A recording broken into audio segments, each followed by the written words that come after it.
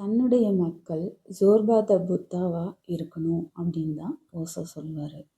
அது என்ன ஜோர்பாத புத்தா அப்படின்னா, புத்தா நமக்கு தெரியும், அதாவது வாழ்க்கையை திறந்துட்டு முழு விழிப்புணர்வோட வாழ்க்கையை வாழ்கிற ஒருத்தர்.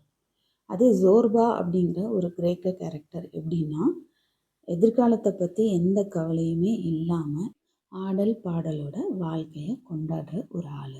ஜோர்பாங்கிற கேரக்டரில் விழிப்புணர்வு மிஸ் ஆகுது.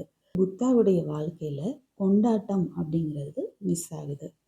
விழிப்புணர்வோடு கூடிய கொண்டாட்டத்தோட என்னுடைய மக்கள் வாழணும் அப்படின்னு ஓஷோ சொல்றாரு. ஸோ புத்தர் மாதிரி வாழ்க்கையை திறந்துட்டு காட்டுக்கும் போக வேண்டாம். அதே ஜோர்பா மாதிரி வெறும் கொண்டாட்டம் மட்டுமே வாழ்க்கைன்னு விழிப்புணர்வை தவற விடவும் வேண்டாம். இரண்டும் சேர்ந்தது தான் ஓஷோ கூறிய the new sannyas, the new man.